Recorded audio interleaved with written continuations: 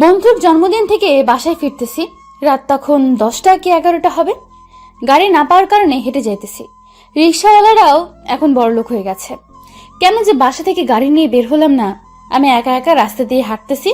এর ভেতরে আমার সামনে কালো রঙের একটা গাড়ি থেমে গেল। আমার কেমন যেন ভয় ভয় করা শুরু করে দিল। হঠাৎ দুজন লোক আমার কাছে আসলো। অন্ধকারের জন্য কাউকে ভালো মতো দেখতে পাচ্ছি না। গাড়িতে ওঠ, আমি তোকে বাড়ি পর্যন্ত এগিয়ে দিয়ে আসি। ছেলেটির গলাটা কেমন যেন চেনা চেনা লাগলো। তবু আমি বললাম, দেখেন, আপনাদের এগিয়ে দেওয়া লাগবে না, আমি একা একাই যেতে পারবো। সেটা বললে কি হবে? আমি তো তোকে গাড়িতে তুলবই। আপনি এমন ভাবে তুই তুকারি করতেছেন কেন? তোকে তো তুই করেই বলবো। যদি তুই ছাড়া অন্য কোনো ভাষা থাকতো সেটা বলে ডাকতাম। আপনি কে? আমাকে দেখাবো, তার আগে তোকে যেটা বলছি সেটা কর।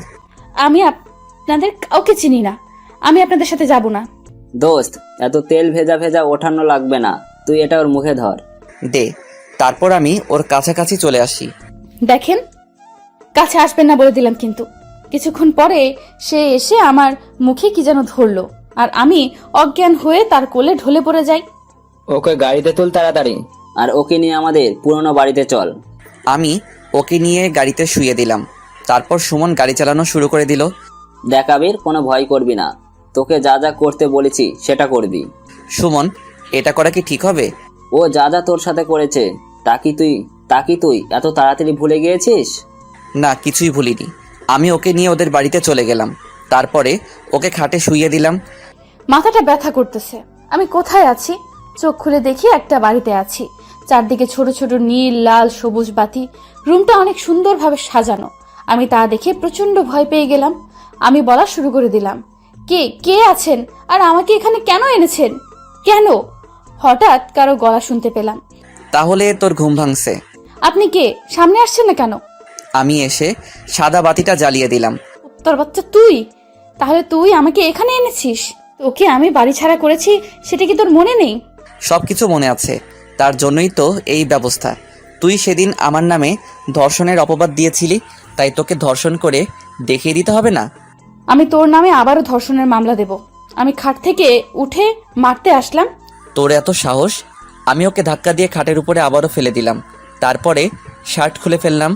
হারামির বাচ্চা, তুই আমার কাছে আসবি না বলে দিলাম কিন্তু। কাছে আসবো না? আমি এসে ওর দুহাত খাটের সাথে চেপে ধরলাম। আবির, আমার কিন্তু খুব লাগতেছে, ছাড় বলে দিলাম কিন্তু। লাগবেই তো, একটু পরে তো আরও লাগবে। এখন বল, তোর গায়ের জামা কাপড় তুই নিজের ইচ্ছেতে খুলে দিবি নাকি আমি খুলে নিব?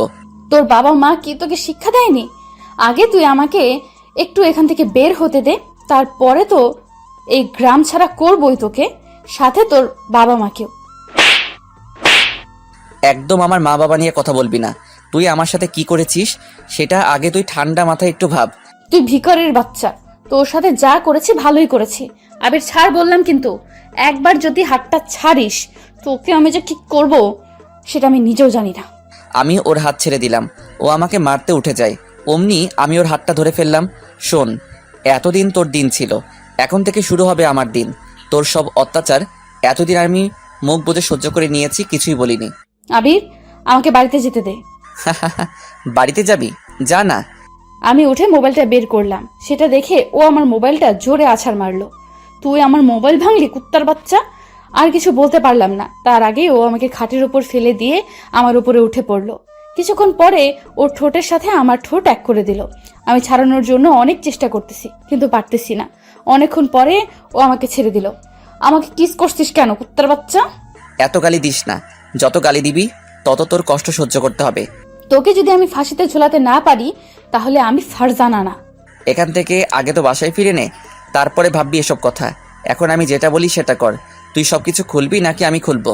আমি তোকে এসব কিছুই করতে দেব না। তাহলে দেখি, আমারই জোর করে খুলতে হবে। দেখ আবির, আমি কিন্তু ভালোই ভালোই বলতেছি, তুই কিন্তু বাঁচতে পারবি না। আগে বল, তুই আমার সাথে এমন কেন করলি? তোকে তো আমি ভালোবেসেছিলাম। তুই ভিখারির বাচ্চা, তোর সাথে এটা করা ছাড়া আর কি করব? তবে দেখ, এই ভিখারির বাচ্চার কাজ। আমি ওর জামা এক টান দিয়ে খুলে ফেললাম। সেটা দেখে ও চিৎকার দিতে লাগলো, কিন্তু আমি ওকে বেশিক্ষণ চিৎকার দিতে দেইনি। তার আগে চার ঠোঁট এক করে দিলাম। তারপরে হারিয়ে গেলাম মিলনে। কান্না করতে করতে সরে আসলাম। আমি ব্যথায় চিৎকার করতেছি। আবির, আমার অনেক কষ্ট হইতেছে, ছাড় আমাকে। যতক্ষণ আমার তৃপ্তি না মিটবে ততক্ষণ এভাবে সহ্য করতে হবে। একবার বাড়িতে যেতে দে, তারপরে তোর বাবা মাকে যে বলবো আপনাদের ছেলের জন্মের কি ঠিক নেই। আমি ওর গালে আবার দুটো চড় মেরে বললাম, তোকে আমি এখানার থেকে ছাড়ছি না। কেন, আমাকে কি তুই মেরে ফেলবি? মারবো না, তবে তোকে ধুকে ধুকে মারবো। আমাকে ছাড়, আমি আর পারতেছি না। আমার তৃপ্তি মিটিয়ে আমি ওয়াশরুমে চলে আসি। এর ভিতরে সুমন কল দিল। কাজ কত দূর? কাজ শেষ হয়েছে। তুই কি কাজী সাহেবকে নিয়ে এসেছিস? আর ফারজানার জন্য কিছু শপিং এনেছি, এগুলো তুই এখান থেকে নিয়ে যা। আমি ফ্রেশ হয়ে ওদের কাছ থেকে শপিংয়ের ব্যাগ নিয়ে আসলাম। তারপরে ফারজানার কাছে চলে আসি। এসে দেখি ও কাঁদতেছে। আমার সারা শরীর ব্যথা করতেছে। আমি কি করব বুঝতেছি না। আমাকে যেইভাবেই হোক না কেন এখান থেকে বের হতে হবে। ও এটা আমার সাথে কি করে করলো? সবকিছু প্রতিশোধ নিব। ওকে যদি আমি টুকরো টুকরো করে নদীতে না ভাসাতে পারি তাহলে আমি ফারজানা না।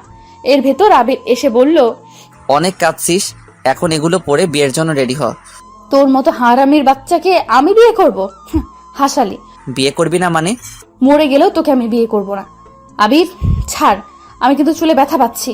10 মিনিটের মধ্যে এগুলো সব পরে নিবি। আমার কথা আমি তোকে আগেই বলে দিয়েছি, আমি তোকে বিয়ে করব না। এতে যদি তুই আমাকে মেরেও ফেলিস, ফেল। বিয়েতে রাজি করাতে না পারলে বড় একটা মুশকিল হয়ে যাবে। হঠাৎ আমার মাথায় একটা বুদ্ধি আসলো। বললাম, তুই বাড়িতে যাবি তাই না? আচ্ছা যা, তবে কাপড় ছাড়াই যাবি। তুই তো এত বাজে ছিলি না, তুই এখন এতটা বাজে হয়ে গেছিস। শোন, আমাকে বাজে বানানোর কারণটা শুধু তুই। তুই আমার সাথে এমন কোনো কাজ নেই যেটা করিসনি।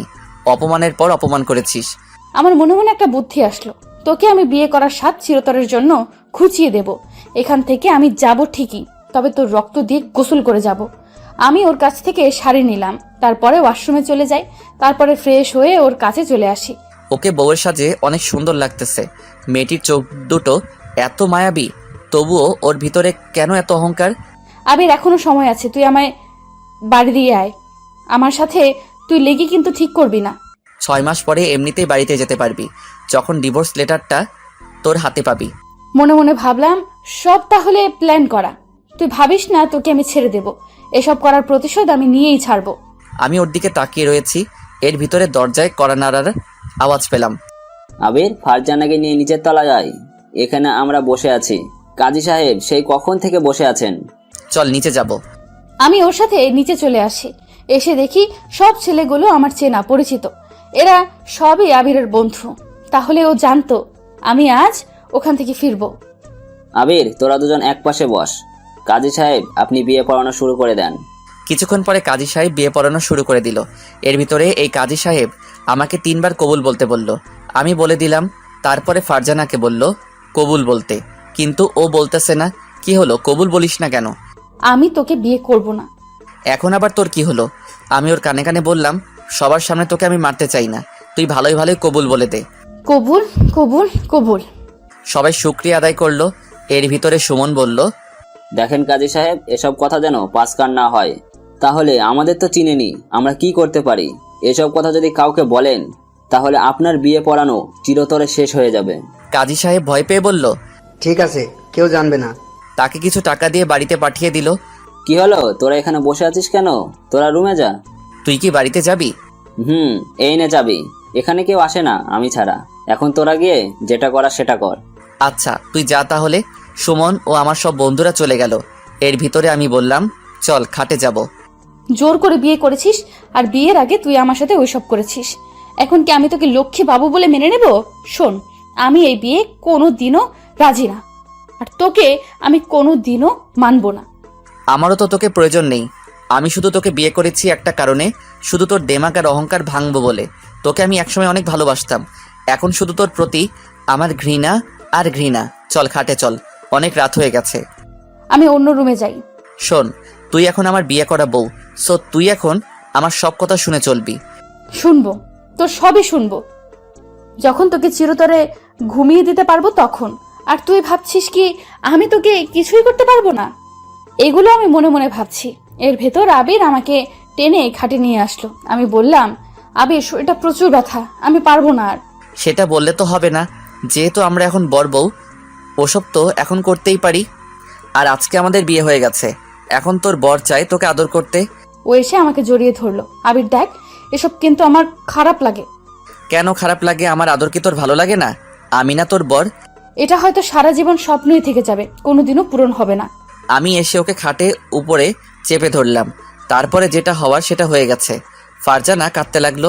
আমার কি, সেদিন আমিও এমনভাবে কাঁদছিলাম যখন ও আমার নামে চাচাকে এটা ওটা বানিয়ে বলেছিল।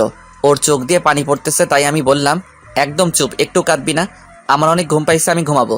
কান্না করতে করতে বললাম, আবির আমাকে বাড়িতে দিয়ে আয়, আমি এখানে থাকলে মরে যাব। এত তাড়াতাড়ি? আরো অনেক কষ্ট সহ্য করতে হবে তোকে। কান্না করতে করতে বললাম, আমি আব্বুর সাথে কথা বলতে চাই, তারা আমার জন্য এখন চিন্তা করতেছে। আমি তোকে কথা বলতে দিব, আর তুই বলে দিবি যে আমি এখানে আসি। এখন যদি তুই সবকিছু বলে দিস তাহলে আমার তো প্রতিশোধটাই নেওয়া হবে না। আবির, একটা বার কথা বলতে দে। চুপ কর, না হয় লাথি দিয়ে খাট থেকে ফেলে দিব কিন্তু। আমি চুপ হয়ে অন্য পাশে শুয়ে পড়লাম। শুয়ে শুয়ে ভাবতেছি কিভাবে ওকে খুন করা যায়। আমি এসব আনমনেই চিন্তা করতেছি। ফারজানা ঘুমিয়ে পড়লো। আমি ওর দিকে অনেকক্ষণ চেয়ে রইলাম। ওর কষ্ট দেখে আমারই অনেক কষ্ট লাগতেছে। ও আমাকে ভালোবাসুক বা না বাসুক, আমি তোকে ভালোবাসি, তাই আমার অনেক কষ্ট লাগতেছে। এখন আসুন পরিচয় দেবার পালা। আমি আবির, মাস্টার্সে পড়তেছি। আমরা অনেক গরিব। আমি গরিব ঘরের একজন সাধারণ ছেলে। আর এতক্ষণ যার সাথে এত সব করলাম সে হলো অহংকারী একটা মেয়ে। সবচেয়ে বড় কথা হলো আমি ওর চাচাতো ভাই। আমি ওকে আমার জীবনের থেকেও বেশি ভালোবাসতাম। ছোটবেলায় আমি যখন ক্লাস 6-এ পড়ি তখনও একদিন বলেছিল যে, আবির, এই পুতুল বাবুটা আমাদের দুজনের। তখন আমি হাসি দিয়ে বলছিলাম, ছোট সময় এও বেশি অহংকারী ছিল না, অনেক ভালো ছিল। যখন আমরা এসএসসি পাশ করে কলেজে উঠব, যেই সময় ও পড়তে বাহিরে চলে যায়, সেই দিন অনেক কেঁদেছিলাম। যাকে এতটা ভালোবাসি তাকে ভালোবাসার কথাটা জানাতেও পারলাম না। ও যাবার পরে আমি প্রতিদিনই ওকে নিয়ে ভাবতাম আর ওকে নিয়ে ডায়েরি লিখতাম। এভাবে কেটে যায় অনেকটি বছর, 7 বছর কেটে যায়। আমি এখন মাস্টার্সে পড়ি। আমি ওকে মাঝে মাঝে কল দিতাম, কিন্তু ধরতো না। আমি ভাবতাম ও হয়তো পড়ালেখা করে বিজি, তাই কল রিসিভ করে না। আসলে ও লেখাপড়ায় অনেক ভালো। এভাবে আরও অনেক দিন কেটে গেল। তখন 2020 সাল। একদিন রাতের বেলা আমি ওকে নিয়ে ডায়েরি লিখতেছি আর ভাবতেছি, কবে তুমি আসবে? আমি তো তোমাকে না দেখে থাকতে পারতেছি না, খুব মনে পড়ে তোমাকে। এর ভিতরে আম্মু আসলো আমার কাছে। আবির, একটু আগে তোর চাচা এসেছিল। ফারজানা কালকে বাড়িতে ফিরতেছে, তাই তুই আর তোর চাচা ওকে গিয়ে নিয়ে আনতে যাবি। ও আসবে সেটা শুনে আমার মনটা খুশিতে ভরে যায়। আমি আম্মুকে বললাম ঠিক আছে। আম্মু চলে গেল। পরের দিন আমি চাচার বাড়িতে এসে পড়ি। আসতে ওঠ গাড়িতে। আমি গাড়িতে উঠে পড়ি। কিছুক্ষণ পরে চাচা গাড়ি চালানো শুরু করে দিল। বেশ কিছুক্ষণ পরে এয়ারপোর্টে এসে পৌঁছালাম। আবির, ওর আসতে এতটা লেট হচ্ছে কেন? তুমি কোনো চিন্তা করো না, কিছুক্ষণ পরে এসে পড়বে। আমারও ওকে দেখার জন্য মনটা কেমন কেমন যেন করতেছে। অনেকক্ষণ পরে দেখতে পেলাম ফারজানা আসতেছে। আগের চেয়েও ও অনেক সুন্দর হয়ে গেছে। তাই আমি আর চাচা ওর কাছে দৌড়িয়ে গেলাম। আব্বু, কেমন আছো? তুমিও না কেমন, সাথে করে ভিখারির বাচ্চাকে নিয়ে আসা আগে।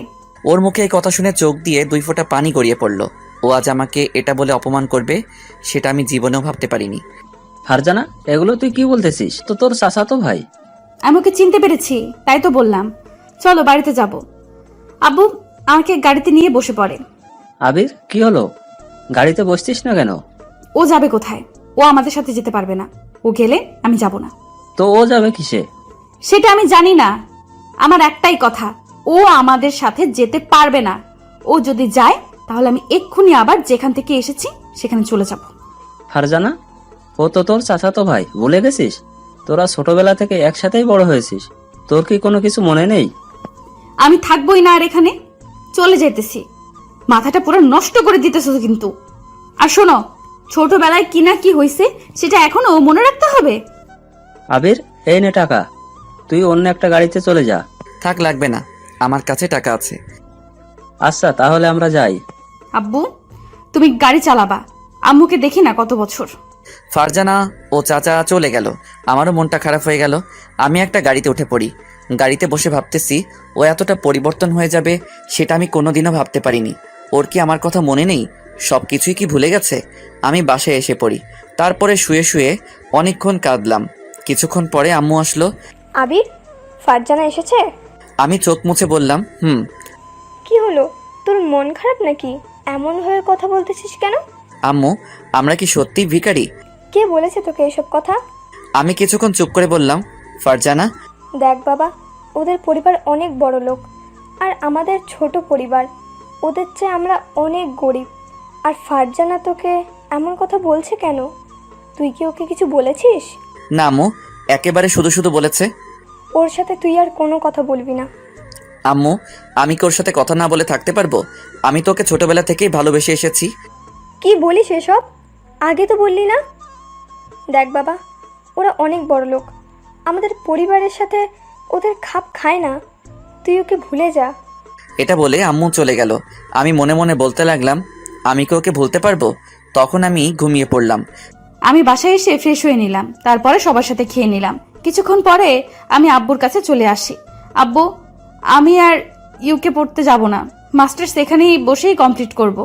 ওখানে আমার আর ভালো লাগে না। আচ্ছা, কালকে আবিরকে বলিস, ও তোকে ভর্তি করিয়ে দিবেনি। তুমি সব জায়গায় ওই ভিখারির বাচ্চাকে টানো কেন? ফারজানা, এসব কি ধরনের কথা বলতেছিস? আব্বু, আমি যা বলি ঠিকই বলি। ওরা ভিখারি ছাড়া আর কি?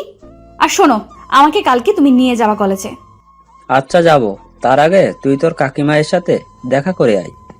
থু, ওই বাড়িতে যাব আমি? জীবনেও না। আমি আমার রুমে চলে আসি আর জানালা দিয়ে তাকিয়ে রইলাম বাহিরের দিকে। বিকেলবেলা চাচাই ফোন করে বলে তাদের বাড়িতে আসতে, তাই আমি তাদের বাড়িতে চলে আসি।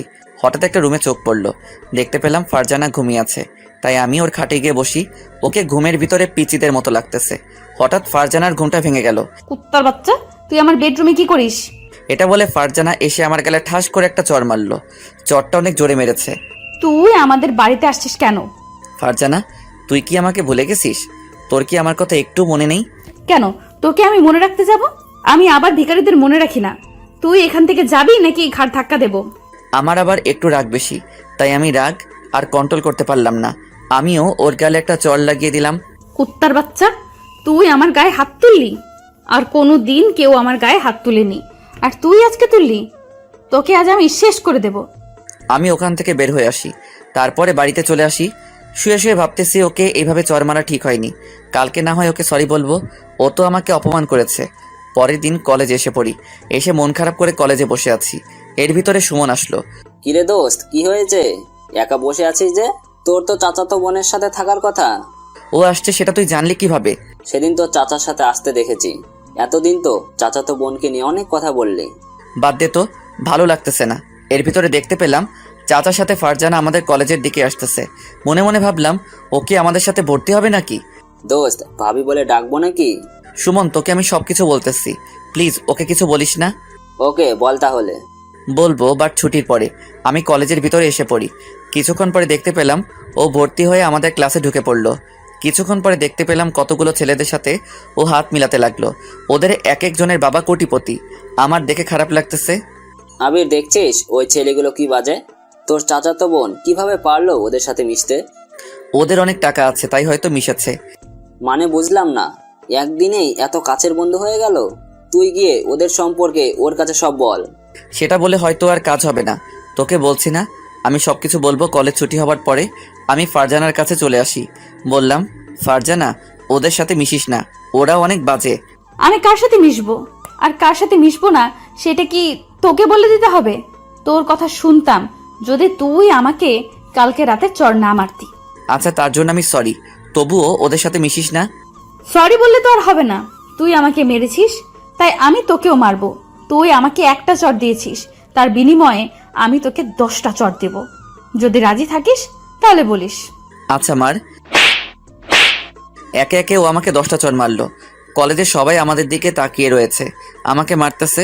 তা দেখে সুমন ওকেও মারতে চলে যায়। আমি ওর হাত টেনে ধরলাম। শোন, আর কোনো দিন আমার সাথে লাগতে আসিস না। ফারজানা চলে গেল। আমি নিচে বসে পড়লাম। ও তোকে মারলো কেন? আর তুই ওকে আটকালি না কেন? তারপরে সব ঘটনা আমি ওকে খুলে বললাম। তোর চাচাতো বোন এত নিচু, তা আমি জীবনেও আশা করিনি। চল বাড়িতে যাব। আমিও বাড়িতে চলে আসি। আসতে না আসতে আম্মু বলল, তোকে মারছে কে? আর তোর গালে তো লাল হয়ে আছে কেন? কে আবার মারবে শুনি? রোদের ভিতর থেকে এসেছি, তাই গালটা লাল হয়ে গেছে। মনে তো হয় না। ফারজানা তোকে কি কিছু বলেছে? না, ও আবার কি বলবে, বাদ দাও তো। আমি রুমে এসে পড়ি। আমার সাথে ওর কিসের এত শত্রুতা, যার কারণে ও আমার সাথে এমন করে? হয়তো আমরা গরিব, তাই ও আমার সাথে এমন করে। আমার ভালোবাসাটা কি তাহলে মিথ্যা হয়ে যাবে? আমি আমার ভালোবাসাটা মিথ্যা হতে দিব না। পরের দিন কলেজে এসে দেখি ফারজানা সেই ছেলেগুলোর সাথে বসে আছে, তাই আমি ওকে ডাক দিলাম। কি হয়েছে, ডাকতে আসছিস কেন? তোকে আমি ওদের সাথে কথা বলতে বারণ করেছি। তুই কি আমার বয়ফ্রেন্ড যে তোর কথা শুনবো? দেখ, আমার বিষয়ে মাথা ঘামানো বন্ধ কর। কালকে তো তুই বললি যে ওদের কারোর সাথে আর কথা বলবি না।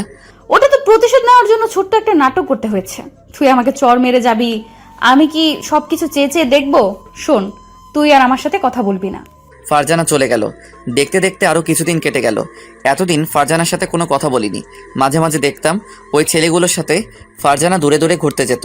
তা দেখে আমার অনেক খারাপ লাগতো। তাই ঠিক করলাম ওকে একবার প্রপোজ করব। তাই ফুল নিয়ে বসে আছি। আবির, প্রপোজ করা হয়তো ঠিক হবে না, ও তোকে চোখেই দেখতে পারে না। তবু একবার শেষ চেষ্টা করে দেখি। তুই যেটা ভালো বোঝ সেটা কর। ফারজানা আসার পরে আমি ওকে নিয়ে একটা ক্লাসরুমে চলে যাই। এক পর্যায়ে ও আসতে চাইছিল না, তবু আমি ওকে জোর করে নিয়ে এসেছি। আমাকে জোর করে তুই এখানে নিয়ে আসলি কেন? ফারজানা, আমি তোকে ভালোবাসি, সে অনেক আগে থেকে। ছোটবেলার কথা তুই ভুলে গেলেও আমি ভুলিনি। সেই ছোটবেলা থেকে আমি তোকে ভালোবেসে এসেছি। আমি তোকে হারাতে চাই না, তাই আজকে বলে দিলাম। তোর মতো ছেলেকে আমি ভালোবাসতে যাব? শোন, তুই ভিখারি, আমি তোকে ভালোবাসি না, শুধু ঘৃণা করি। আমি আস্তে আস্তে ওর কাছে চলে আসি। ফারজানা, আমি তোকে ছাড়া বাঁচবো না, অনেক ভালোবেসে ফেলেছি। এটা বলে ও আমাকে জড়িয়ে ধরলো। আবির ছাড়, না হয় আমি কিন্তু চিৎকার করব। আমি ছাড়বো না, বল না তুইও আমাকে ভালোবাসিস।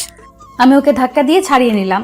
বললাম, শোন হারামির বাচ্চা, তুই আজকে আমাকে জড়িয়ে ধরে ঠিক করিসনি, এর জন্য তোকে অনেক দুঃখ পোহাতে হবে, মনে রাখিস।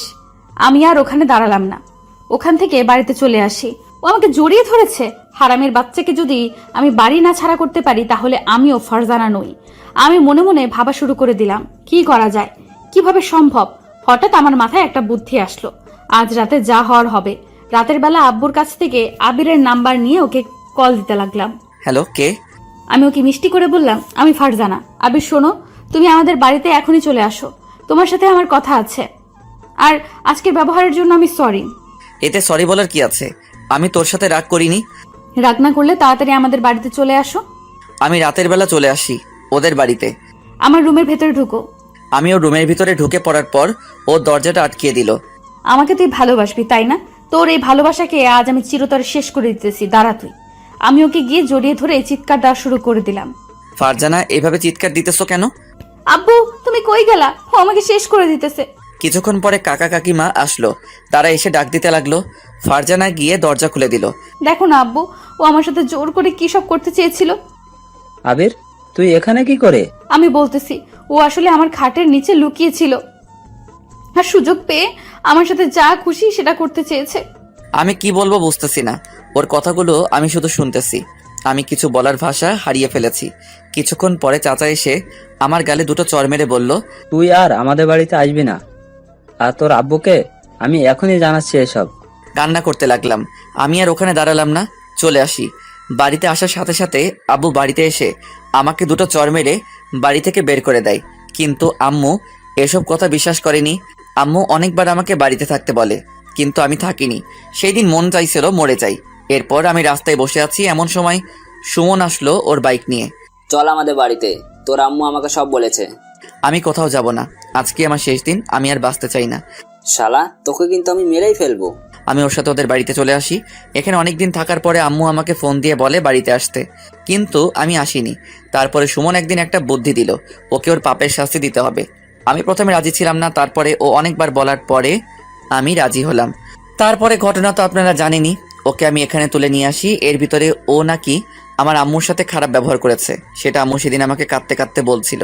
আমি তখন ভাবছিলাম ওকে পাপের শাস্তি দিতেই হবে, ওর এত অহংকার, আমার এটা ভাঙতেই হবে। এখন আসুন বাস্তবে। আমি দেখি ও ঘুমিয়ে গেছে, তাই আমিও ঘুমিয়ে পড়লাম। সকালবেলা কারো ডাকের কারণে ঘুমটা ভেঙে গেল। আবির, দরজা খোল আর এসব নে। আমি এসে দরজা খুলে দিলাম। তাকিয়ে দেখি ও আমাদের জন্য খাবার নিয়ে এসেছে। এসব খেয়ে নে। আয় ভিতরে আয়। ওকে ভিতরে নিয়ে ফারজানাকে ডাকা শুরু করে দিলাম। এই ফারজানা, ওঠ, অনেক ঘুমিয়েছিস। আমি ঘুম থেকে উঠে পড়ি। ফ্রেশ হয়ে এসব খেয়ে নে। আর শোন, আজকে থেকে তোর নিজে নিজে রান্না করতে হবে। আমি রান্না করতে পারি না তো, আর আমি কখনো রান্নাও করিনি। পারো না, শিখতে হবে। যা পারবি তাতেই হবে। আর ঘর মুছবি, বাসন মাজবি, জামা কাপড় কেচে দিবি। একটা সংসারে যা যা কাজ আছে সেটা তুই করবি। আমি কিছু করতে পারবো না। না পারলে তখন দেখবি আমি কি করতে পারি। এর ভিতরে মোবাইলটা বেজে উঠল। তাকে দেখি আম্মু কল দিয়েছে, তাই আমি মোবাইল নিয়ে বাইরে চলে যাই। ফোন রিসিভ করার পরে, আবির, এদিকের খবর জানো কিছু? ফারজানাকে কোথাও খুঁজে পাওয়া যাচ্ছে না। ওর বাবা মা ওর জন্য খুব কান্না করতেছে। আমি আম্মুকে মিথ্যা বললাম, আম্মু ওর খবর আমি কিছুই জানি না। ওর কোনো খবর পেলে আমাদের জানাস। আর তুই বাড়িতে আসবি না? আসবো কিছুদিন পরে। আম্মুর সাথে আরো কিছুক্ষণ কথা বলে ফোনটা কেটে দিলাম। আমি আবার রুমে চলে আসি। তারপরে ফারজানাকে বললাম, ফারজানা আমি বাইরে যাইতেছি, এসে দেখি যেন সব কাজ শেষ হয়েছে। ঠিক আছে আবির, চলো। যাওয়ার সময় দরজাটা তারা মেরে গেল। আমাকে তুই দাসী পেয়েছিস। এখন যদি এখানে বিষ থাকতো, আমি তোর খাবারে বিষ দিয়ে দিতাম। হঠাৎ দেখতে পেলাম একটা ছুরি, মনে মনে ভাবলাম এই ছুরিটি রাতে কাজে লাগবে। আমি ছুরিটি গিয়ে বালিশের নিচে রেখে আসলাম। আজকে তোর দিন শেষ। আমাকে তুই যত অত্যাচার করেছিস, আজকে এই প্রতিশোধ নেওয়ার পালা। আমি সব কাজ করা শুরু করে দিলাম। আবির, এখন তুই কি করতে চাস? আমাকে তুই একটা চাকরি খুঁজে দিতে পারবি? একটা চাকরি আছে, তবে এখানে না, বিদেশে। ঠিক আছে, তাহলে আমি বিদেশেই যাব। ও আমাকে কোনো দিনও মানতে পারবে না। এখানে থাকলে শুধু শুধু আমি কষ্ট পাবো। তুই যেটা ভালো বুঝিস সেটা কর। চাকরিটার জন্য কিন্তু তোর 3 মাস অপেক্ষা করতে হবে। এতদিন? এতদিন এখানে থেকে ওর সব আঘাতের প্রতিশোধ নে। দোস্ত, ওকে আঘাত করতে আমার অনেক কষ্ট লাগে। তাহলে ওকে এত সহজে ছেড়ে দিবি? দেখি কি করি। আমি ওর সাথে কথা বলে আবারও সুমনদের পুরোনো বাড়িতে চলে আসি। এই নাও, খেয়ে নাও। আমি খাবার খেয়ে চলে আসি রুমে। রাতের বেলা অনেক ঘুম পাইছে, তাই ভাবলাম তাড়াতাড়ি ঘুমিয়ে পড়ি। মন চাই ওকে জড়িয়ে ধরি, কিন্তু ওকে জড়িয়ে ধরে কি করব? ও তো আমাকে ভালোবাসে না। আমি চোখ বুজে নিলাম। ও ঘুমাবে কখন? দেখি কিছুক্ষণ পরে ঘুমিয়ে পড়লো।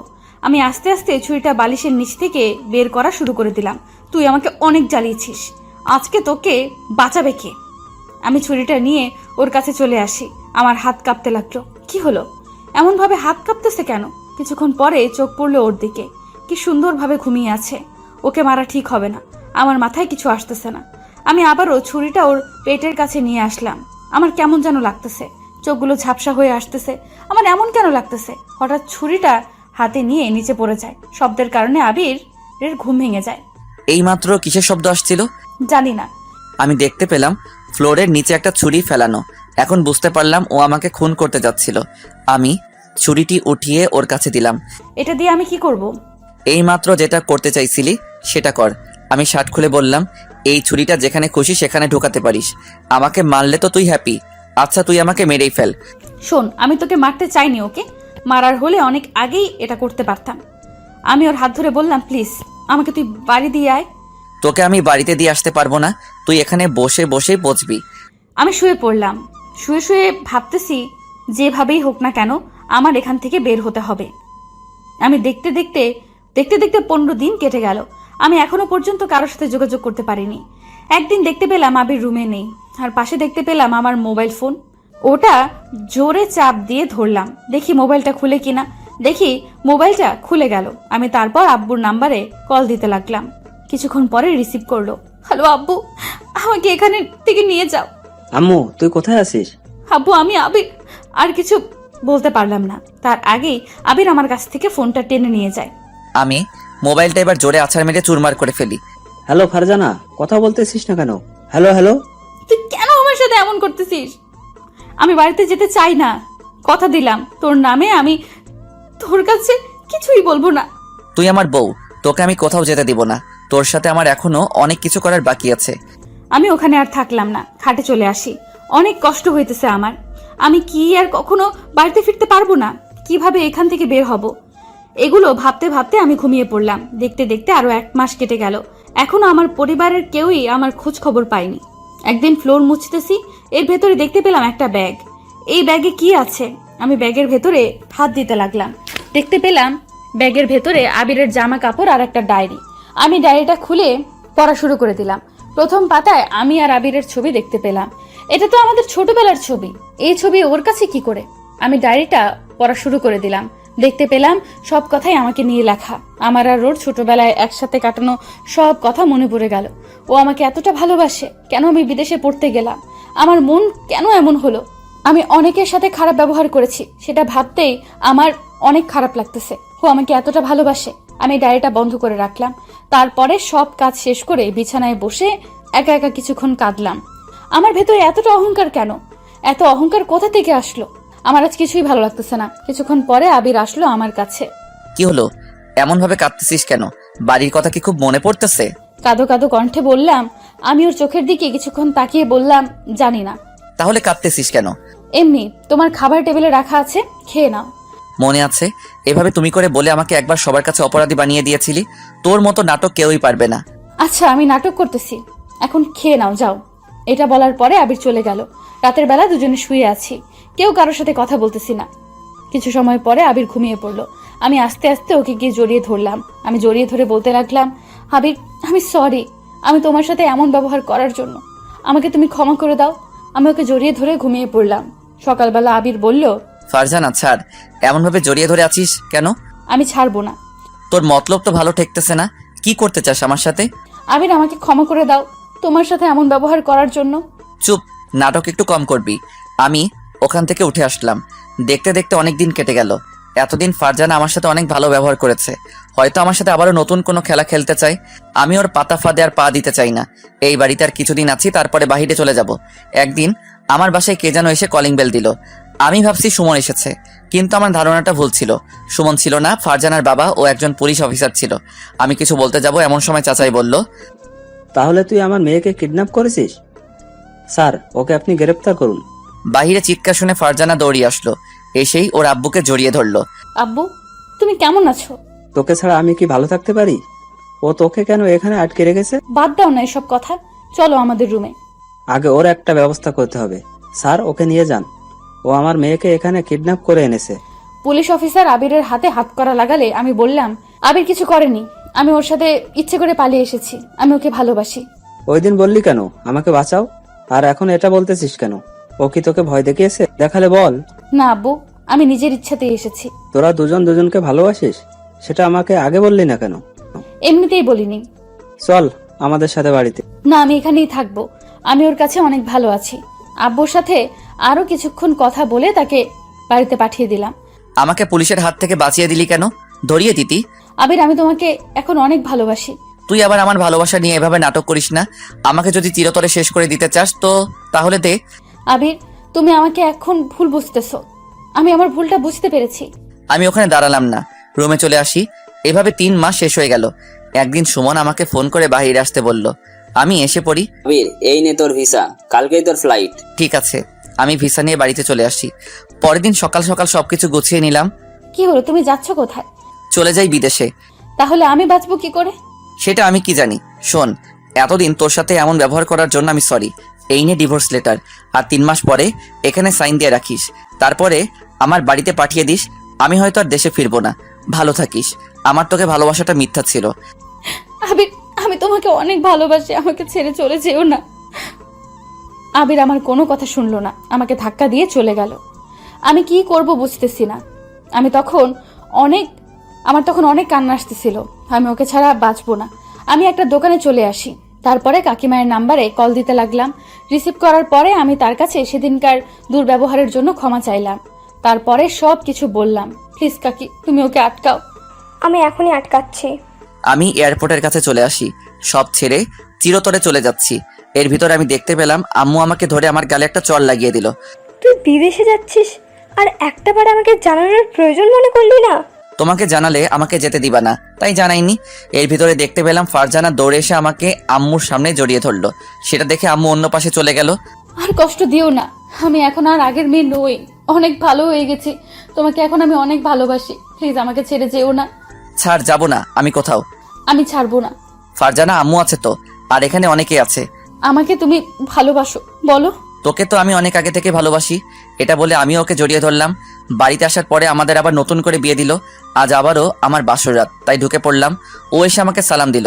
এই শোনো না, আমাকে একটু কোলে নিয়ে খাটে চলো। আমি ওকে কোলে নিয়ে খাটে চলে আসি। এখন আমাকে শক্ত করে জড়িয়ে ধরো। তুমি আগে ধরো, তারপরে আমি ধরবো। না, তুমি আগে ধরবা। আজকেও আগে আমি ধরেছি। আমি ওকে জড়িয়ে ধরলাম, এরপরে ও আমাকে জড়িয়ে ধরলো। এই শোনো না, আমাকে একটা পাপ্পি দাও না। তুমি আগে দাও। এটা বলার পরে 4 ঠোঁট এক করে দিলাম। বেশ কিছুক্ষণ পরে ছেড়ে দিলাম। আবির আমাকে আরো জোরে জোরে জড়িয়ে ধরলো আর বলতে লাগলো, অনেক ভালোবাসি তোমাকে। আমি অনেক ভালোবাসি। এরপর থেকে শুরু হলো আমাদের ভালোবাসা। সুন্দর একটা জীবন। দোয়া করবেন আমাদের জন্য, সারা জীবন এমন যেন থাকতে পারি। দেখা হবে আবারও আপনাদের সাথে নতুন কোনো গল্পে। ততক্ষণ ভালো থাকবেন, সুস্থ থাকবেন, আর ভালো রাখবেন আপনার ভালোবাসার মানুষটিকে। পুরো স্টোরিটা কেমন লাগলো তা না হয় কমেন্ট করে বলে যাবেন।